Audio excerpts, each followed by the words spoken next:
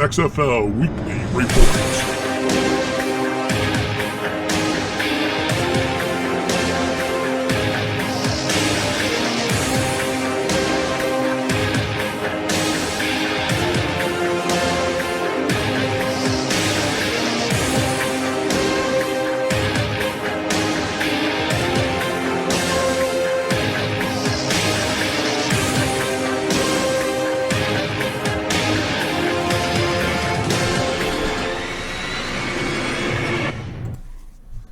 Hello, welcome back to the XFL ankZONE show, weekly report. Yes. With me is B. What's going on, man? Not much, man. We're 4 weeks in. Yes, sir. We're almost halfway. Almost to the halfway point. We start week 5 tomorrow. Woohoo! Let's start off with some social media stuff today. Sure. We've been putting it at the end of our shows, but you know, here for 2020, we want to try to push our YouTube channel. Very much so. Once we get to 100 subscribers, we got our own personalized YouTube channel. We aren't the youtube.com/x12y494gyx. We would be 4 Midwest Guys. Yes, which is much better. Much better, much easier to find because as you can see, we are 4 Midwest Guys everywhere. 4MidwestGuys.com, on Facebook /4 Midwest Guys, 4 Midwest Guys at Instagram, on YouTube, on Twitter. You can find us at 4 Midwest Guys, ankZONE, and BWillie1977. At BWillie1977. You can call us on the phone. Make sure you do. And you can get 859-363-5952. You can call us, leave us a voicemail. If your voicemail is not too terrible, we'll put you on the air. I tell you what, even if it's probably terrible, we'll probably still put it on there. But probably still put you on the air. You want your voice heard? This is the way. Yes. Or you can request not to have it put on the air, that you just want your comments read, and we'll do the same thing. Be more than happy. Completely up to you. Yep. And it doesn't have to be about the XFL. It could be about XFL, our other show Picard, our other show Clone Wars. RedsNet Live is getting ready to come up. Yep. We're getting ready to start that one, which will be another weekly recap. And then we'll have other odds and ends down the road with some movie reviews. I got my movie previews for March coming up. We are in March, but you know, most of them just came out today. Yeah. So I'll have that coming out. It should be coming out probably this weekend. Cool. Looking forward. But yeah, you can find us everywhere. You can find us on TuneIn, Spotify, Podbean, Apple Podcasts, Stitcher, iHeartRadio. With the big boys now. Yeah, we are up there with the big boys now. So you can hear us on all your devices anytime you need to listen to us. You can go to the beach. Yeah. You can go to the beach and listen to us. Not that I would want to listen to us at the beach, but and you never know where you want to listen to your XFL news. Hey, if you want to, if you're cleaning the house, hey, turn us on. If you're in your car, you got an hour's drive, hey, give us a try, and just follow, like, and subscribe across the board, and especially leave us a good review on Apple Podcasts. That really helps as well. That helps us with our popularity. So, oh yeah. All we ask though is if you do one, just do a good job on it. Make it nice. Don't diss us too bad. Yeah. So we're trying to get to 100 subscribers on YouTube. Yeah. On YouTube, we're at 65. We can so we're do there. it. We're 35 close. more people. 35 more people. 35 more people. Call now. How much money have we raised? Oh, yeah. No money needed. That's the other thing. Everybody thinks you have to pay money to do it. No, you don't have to pay money. No money. Just hit the bell and then like. Yep, like and subscribe. There you go. All right, let's go into the standings after week 4. Okay, cool. So we got the top 2 teams in the league are still Roughnecks and the Battlehawks. Battlehawks, yeah. Roughnecks being the only undefeated team, but the Battlehawks right behind them at 3-1. And then you got the middle of the pack, 2-2 Defenders, Guardians, and Renegades. And then the rest of the league, 1-3 Vipers, Wildcats, and Dragons. Vipers getting their first win last week. Nice job, guys. So now we don't have any. No more. We don't have any Cleveland Browns left. No undefeated, unwin, loser Bulls. Yeah. I by the way, hats off to the Vipers. I thought they found a running game, and boy, they wiped the floor with DC. Man, and talk about downfall. What the hell, DC? Yeah, DC has just come out and just came off flat. I mean, I don't know if they tale of two teams. I don't know what's going on. Yes, they have come out looking awful. Yeah, the last 2 games. Yeah, you went up against what was before this was the worst team in the XFL, and you hit a wall. Yeah, they've given both of the previous they've given 2 teams their first wins now. Yeah, L.A. and the Vipers. Need to get their act together. I tell you what, man, it's quite interesting. I think it starts with their quarterback too. But anyway. Yes, I do believe that the defenders need to get a. He looked flat. Cardell Jones looked real flat throwing the ball. Looks lost out there. Yeah, and I can't tell if he was calling his players out on the sideline. You know, it's in the XFL, everybody is mic'd. So you can hear everything. So you can hear everything. Yeah. And he was calling players out when they were on the field, and he was telling them, you ran this route, blah, blah, blah. And you hear the wide receiver yell back at him and say, man, I ran that route, blah, blah, blah, blah. And it's just like, you can't have that. Concentrate on your own job. And, yeah. and let the coaches do the rest. Yeah, exactly. Yeah. Let the coaches be the one yelling at people, not you. Yeah, so that's being arrogant and foolish. Yes, I agree. Yeah. Let's go to some outstanding performers through the first 4 weeks. Sure. Cool. Most of them are renegades. I mean, not renegades, or roughnecks. Imagine that. I mean, it's crazy. I mean, when you look up here and you talk about, you know, the Battlehawks and everybody else, they're not on. They're not the statistics. They're a scrapping team. Like Battlehawks are a team effort. Mm-hmm. Yes. They're not a offensive juggernaut. Nor are they a defensive juggernaut. Like they just happen to pull all their games together. Yep. So anyway, so we got PJ Walker, face of the league, superstar for sure. He has definitely got the XFL. If you had to name an MVP of the league through the first 4 games, he's definitely the one. He definitely win it. Yeah. You got Devion Smith from the Vipers, like we talked about. They're starting to get their running game back together. Yeah. I believe that this numbers is from their last 2 games. I was gonna say it has to be. They've fallen flat in the first 2 games. Yeah, so. I think this is from their last 2 games. But it's still impressive for 2 games, especially. Yes. So something to watch for. You got Cam Phillips, 333 receiving yards. And that's basically through 3 games we talked about. Off air, we talked about. We only had 1 catch for 9 yards last week. Yeah, one catch for 9 yards. I mean, it's it's crazy. And you could tell that was what the defense, like that was what the Renegades double game and triple plan was. Teaming him. Yeah, like we're making sure he's not going to catch all your passes. Yeah, and it didn't not matter him, but whatever. No. PJ Walker still has 12 passing touchdowns for the season. Rushing TDs. It's kind of an even playing field across the board. You got 5 of them tied with 2. And one of them is a quarterback.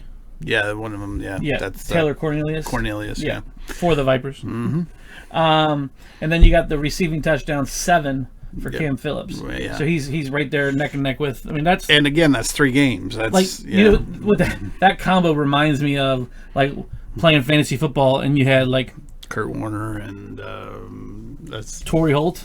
Yeah. Or you had Peyton Manning and Marvin Harrison. That's always the duo you wanted. Yeah, like that's what this reminds. That's what I'm watching them play. That's what it reminds me of. Like they're playing backyard football. Yeah. And everybody else is trying to figure out what the hell they're doing. Yeah, they're a step ahead of the game. At least PJ is definitely ahead of the game. He is proving. And he's proving that he belongs in the NFL. And don't get me wrong, the XFL talent's here, the NFL talent is here, but he's proving that he belongs as at least a backup in the NFL, if not maybe a starter in certain situations, for teams that are desperate enough in the NFL even. Oh, I agree. I mean, I think the Colts may be kicking themselves. Maybe not, because Brissett was okay this year. But PJ Walker's who they had. Yeah, he was the backup to Andrew Luck, and nobody knew what Luck was gonna fold like that. But you know what's funny is that there was early reports on that Andrew reached out to his dad because his dad's the commissioner of the XFL and said, "Hey, call PJ Walker and tell him to come to camp." Because he wasn't in the NFL. Yeah, because he got cut from the Colts. Oh, okay. So he vouched for PJ. Okay. Yeah, and he said, "Bring him to camp. He'll be one of your quarterbacks." So, and it turned out that's what happened. Yeah, and he ended up getting drafted. Interesting. Yep. All right, so let's go. Let's do some games first before we get into some news. Okay. The Seattle St. Louis game was actually very entertaining. It was. It was a close game. A lot of back and forth. Tamahu didn't do a whole lot. I mean, he had a good passer rating. He was 20 of 27 touchdown, 264 yards. So decent. He spread the ball out, I thought, amongst his wide receivers, which was good. You know, they're just a scrapping team. They're fun to watch. They will. They never give up. They keep playing. And same with Seattle. Seattle tried their all to beat them. I mean, they really did. Seattle made a huge change. Mm-hmm. Yeah, quarterback. And they could bring that up. Yeah, and they changed from Silvers, who has been their quarterback since day one, and has kept them an even playing field all the way across. Yeah. Right. Right. I mean, they had played the same week in, week out, roughly the same way, and it was just one of those things where they need to change. They need to spark. Sure. So they bring in Daniels in the second half. Yeah. And oh my God, tore it up. I know. I texted you and I said I texted you when I was watching. I thought the Battlehawks were going to lose. And I said, dude, are you watching this? Yeah. And he came out and he threw 5 for 10, 100 yards. Yeah. A TD. He did throw a pick, but the pick really wasn't his fault.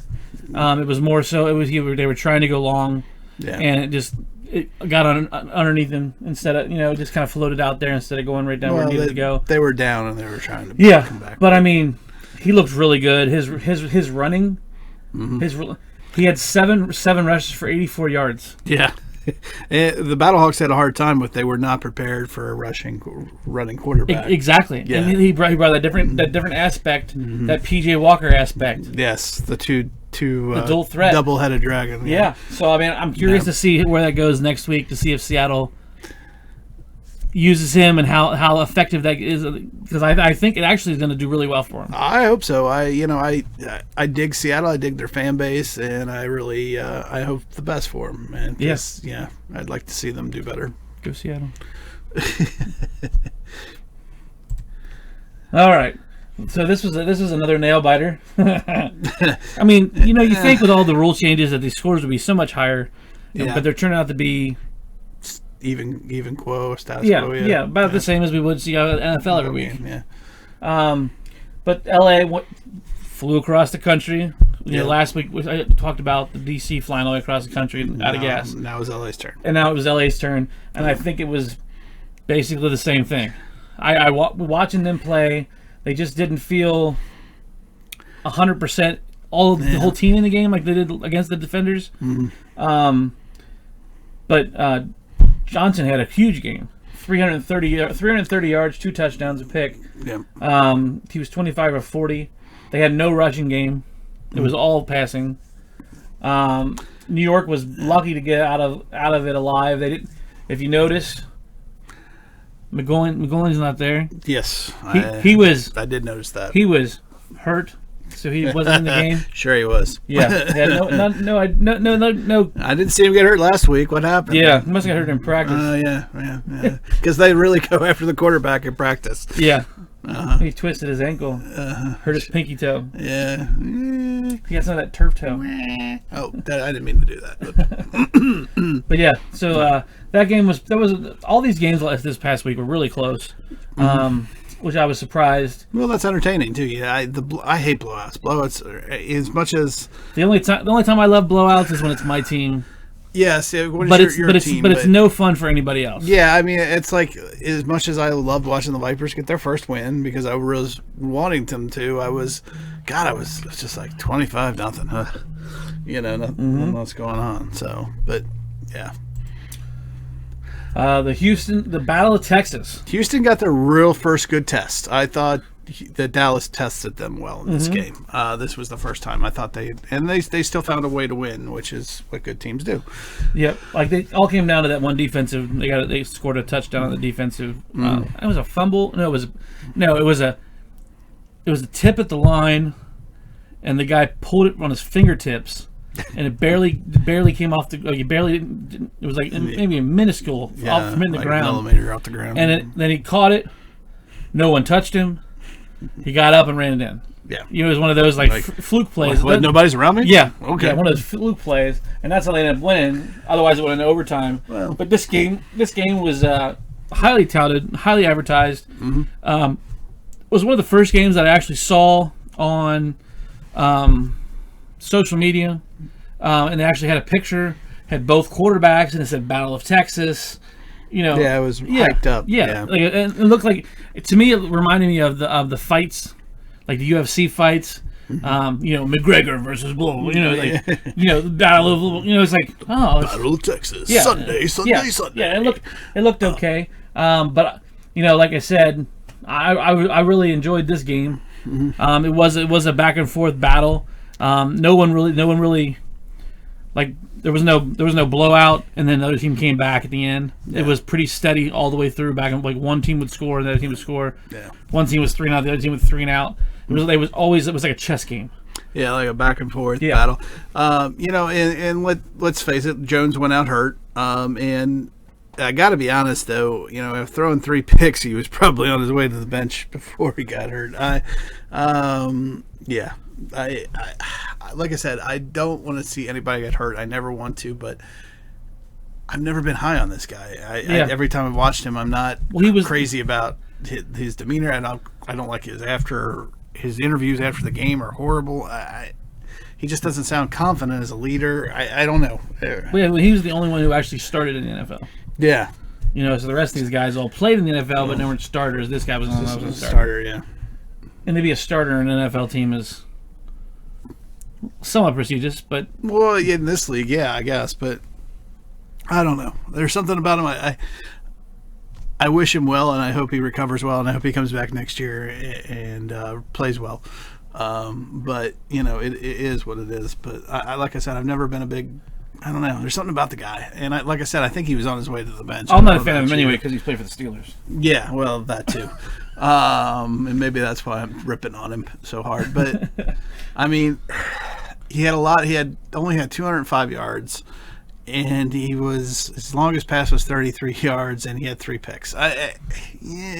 Quarterback passer rating of 55.3. I mean, the only thing that was saving them was he did get a touchdown, and that they did have a little bit of a running game going for Dallas. How Dallas even got 20 points is, I'm still trying to figure that out. You watched more of this game than I did. I don't know. Oh, well, there was defensive scores. Yeah, is that what it was? Yeah. Okay. Yeah, because you can see that P.J. Walker, he threw an interception too. Yeah. And there was a couple fumbles. It was just sloppy game. Yeah. It was a true battle back and forth. Yeah. All right, then the fun game of the week. But wow, way to go Vipers. You know what? And I put them as the only graphic. Yeah. Their little celebration they had after they won their tees. They deserve it. Yeah. They do. They came in, they kicked some butt. They defended the home turf. Because that was the only highlight. I mean, combined between the top runner and the top passer for the defenders, they barely passed 100 yards. Yeah, I mean, what? Okay, so Jones had 4 interceptions last game. He has another interception this game. Yep. He only threw for 72 flipping yards. He has a rating of 30.9.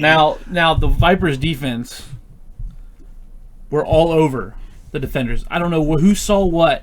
They figured it out. But they figured out their offensive line real fast and who to pressure, because they were through that offensive line almost before he was saying hut. Before he was saying hike. Now, do you think they're not playing as hard for him because he's going around yelling at everybody? No. I think it's a other teams have adjusted, and they haven't, and the defenders haven't. I think the defenders are still playing week one game, and everyone else has adjusted the way they need to play. Because if you notice, a lot of the teams are blitzing more, and trying to let the quarterback run instead of trying to let him pass. It seems like they're blitzing a lot more frequent plays. What's the guy's name? He's the defensive coach for the Vipers. Oh, he used to be Glanville. Yeah. Used to be the head coach of the Falcons. Jerry Glanville. Yeah. I mean, he's doing a phenomenal job on their defense. Even going, he completely shut out Jones. Shut him out. 72 yards. Yeah. And eventually Jones got benched. I mean, it was just... Yeah. And then even then the quarterback that came and replaced him didn't even do crap. Well, yeah, I mean... like I said, I just don't... It's the tale of two teams, and I'm trying to figure them out. The last 2 games they've sucked. And this it was like, last week was okay, we lost, and this week was, and I think I even said last week, I said this could be a trap game for them, and it definitely was. Oh yeah, 100% was. Yeah, they went down there and thought they were going to wipe the floor with them. Yeah, not so much. They went down there and just kind of got obliterated. And it's like, wow, this road trip has been bad for them. Yeah, very bad. Very bad for them. Speaking of bad, this could be bad for the XFL. This could be bad for sports, period. Yep. So it came out that the coronavirus, one of the concession vendors, the part-time concession vendors at the CenturyLink field, tested positive for coronavirus. Man. Hysteria, fear, and is going to start obviously, running like rampant. there was, I signed up for several news alerts on my phone here with newspapers and news outlets from Seattle and LA, and just because I wanted to get, when we're doing our show here, I like to hear their local. Yeah, get the way they're talking about teams. Yeah. And this is one of the things that popped up after I saw it on Bleacher Report. I wanted to pull this up.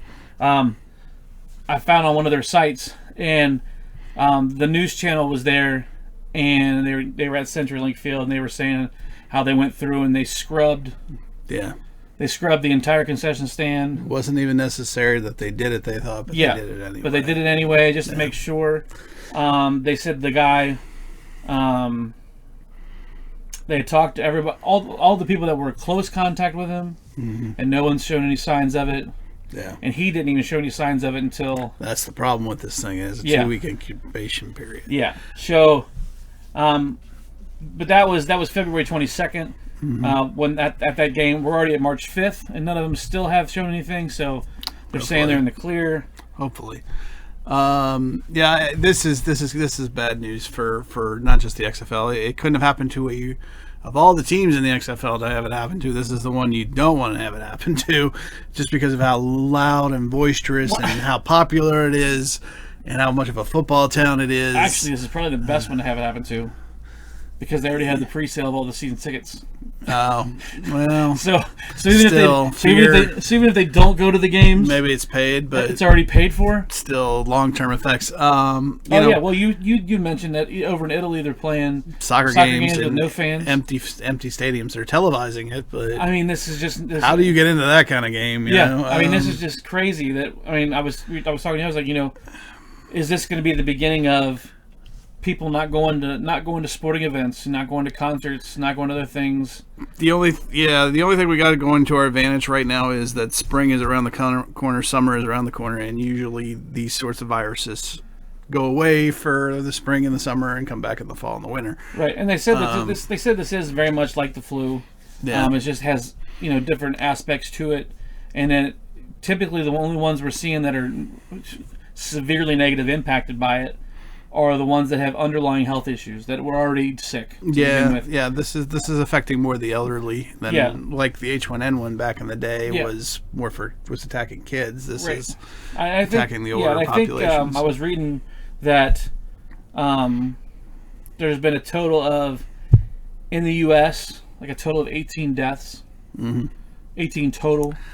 However, last I heard, it was around. However, I want to say it was like 40, we'll say 40, around 40 or more who have had it and have gotten rid of it, like their recovery from it. Right.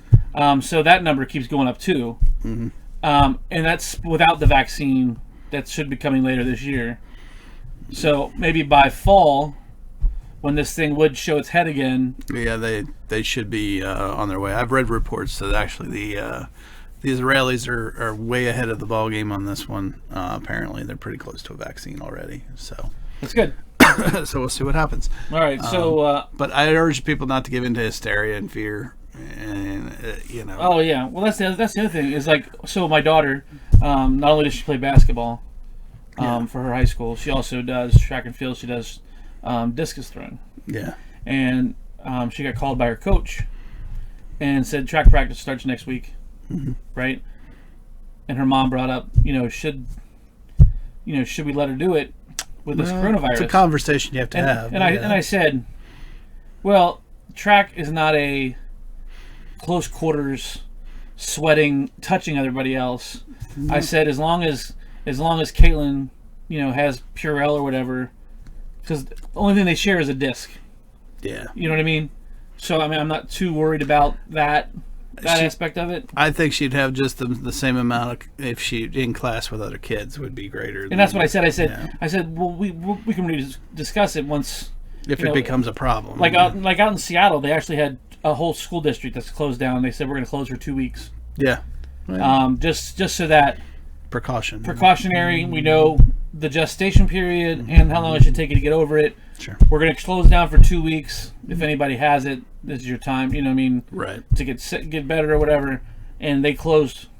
This was all right around that same senior citizen home that were those. Yeah, where it really guys, hit the elderly. Yeah. So anyway, on to other stuff. Yep, definitely. On to other stuff. Some breaking news. I mentioned last week's show that Quentin Flowers had left the team. They had said for personal reasons. The head coach said we can't wait to have him back. Yeah. But you kind of got a feeling that he was unhappy with the situation, the way he was being used. Cornelius was being used as a passing quarterback. He was being used as the wildcat. So he wasn't even a quarterback. He was basically a runner. Right. So you kind of got that feeling that this was going to be more than what it actually was. Turns out, there it is. There it is. The breaking news is that the Guardians are in trade talks to acquire, and as of today, which is Friday, he hasn't been traded yet, but I wouldn't doubt it going another couple days or not. Well, and we'll see. There's somebody else in need of a quarterback in our next news story. So we'll see if Flowers actually does get traded. I'm surprised. The other team that you need is the Renegades. Yep. With Landry Jones. I think they're going to give it a hard look anyway. Yeah, he re-injured his knee. He's going to be out at least 2 weeks. Some saying 4 to 6. He had a partially torn MCL, which is the same injury he's had in the past, right? Right. So this is the same knee that he had an issue with in. I'm gonna keep for some reason we keep on to spring training, but it was training camp in the very beginning, where he had baseball's on my mind. So me too. Where it's the interior part of your knee, and it helps. It's what holds it going back and forth when you're running. Anyway, same thing he hurt back then. He missed the first game, 2 games. Yep. It's one of those things like I said, I have a hard time with the guy, so I don't want to beat a man when he's down, so I'll just shut up. Yeah. Give me the fact that it's one of those former Steelers. I don't like you. We're so sorry. That hurt. God, I'm so sorry to hear it. No, I really am. I don't ever want to see anybody get hurt. For goodness sakes. Yeah. All right, here's something else. Something near and dear to your heart. I like this. This is cool. Okay, so this came out last week. We didn't get to put it on the. Didn't make the show. The show last week, but I figured I'd put it on this week. So at the top there, you can see what the Battlehawks logo looks like. Yes. Right. It's on the uniform. It's on the helmet. However, if you mirror that, flip it upside down. Ooh. The wings and the sword make the STL. So I got one wing is the S. Yeah. The T for the sword, and then you kind of make an L out of the other one. Yeah. Yep. So Very cool. I thought it was pretty neat. I wanted to put that out there. Sometimes the designers actually do put some thought into. Yeah, I wonder if they did, or if this is totally by accident. Well, from what I heard, DC also has. It's also on theirs as well. Oh, is it? Yeah, the D and the C. It's in the lightning bolts. It's in the lightning bolts. We'll have to do a closer look at that one for next week, maybe. Yeah, maybe we'll look at that one. Because I've looked at some of those logos and I didn't see it, but doesn't mean it's not there. All right, so that takes care of this week's news. Cool. We already looked at the games. Yeah. Yep. But it's always yeah, I clicked the wrong one. Oh. Okay, here we go. Week 5 matchups. All right. So, the two teams that I like are currently Seattle and Houston Yep. playing tomorrow at 2 p.m. Should be a good game. Yep. Yep. And then your team that you like Yeah, the Battlehawks. plays Sunday at 3. Yep. And I'm going to take my Battlehawks again this week. Game of the week. Game of the week. Let's see if DC. Even because the DC Defenders? Let's see if the DC is our pretenders or defenders. This is the game that's going to prove it. It's a home game. They're going up against the Battlehawks. A scrappy win at all cost team, plays to the last second. This is for them. It could be a trap game for St. Louis, honestly. And so I think Houston might have their work cut out for them with the Seattle. I think it might be they might hand them their first loss of the season. Could be, especially if their new quarterback plays the way he played at the end of the game last week. Yeah.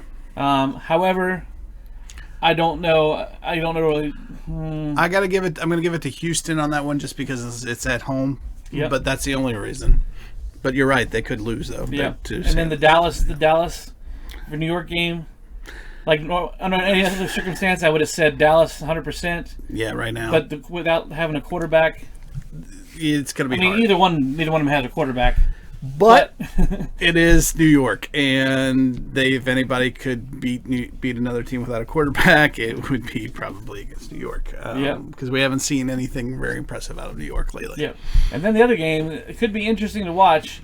That's the Sunday night game. That's on late. Yeah, that's like a NFL primetime kind of. Yeah, it's on at 9 p.m. I mean, granted, because the game's in L.A., so they're trying to catch that audience out there. Right. But Tampa Bay at L.A. Now, over under 10,000 on the attendance at that game. Well, let's see. It's 6:00 on a Sunday.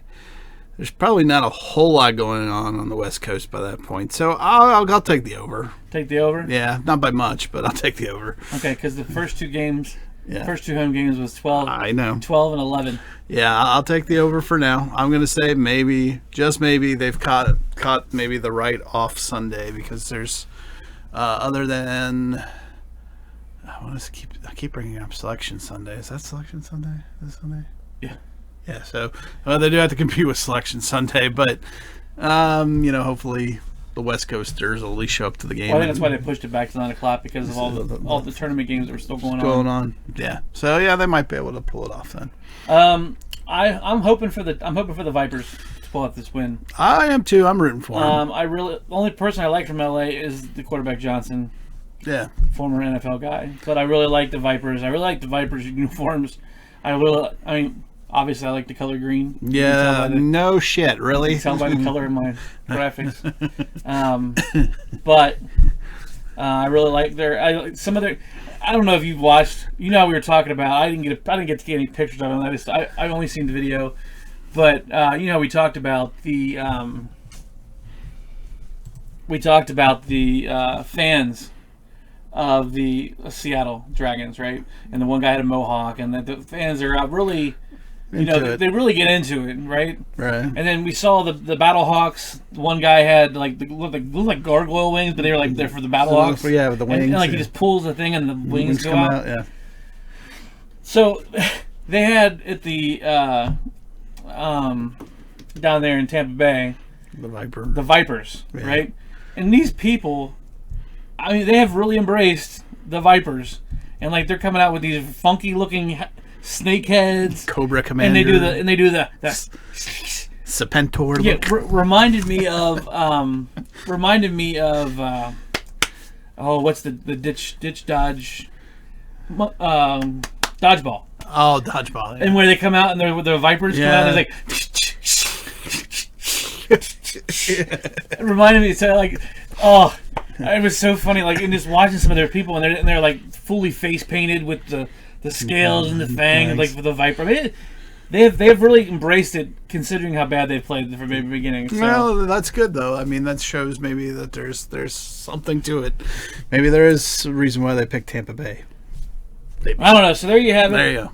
There you have it. There's their week 5 stuff. Go back to the social media stuff. You can find us at 4midwestguys.com. One-stop shop. Facebook, 4 Midwest Guys. Instagram, 4_Midwest_guys. You can search for Midwest Guys on YouTube, which is probably where you're watching this, so you can hit the like and subscribe button. Please do. For us. You can find us on Twitter at 4MidwestGuys, at ankZONE, and At BWillie1977 and for you me. can call in 859-363-5952. Let your voice be heard. Yes, and you can Gmail us at 4MidwestGuys with an S. That's gmail.com. Yeah. So we'll catch you guys next week. Yep. Thanks. Same time, same channel. Same bat time, same bat channel. All right, we'll catch you guys later. All right. Peace.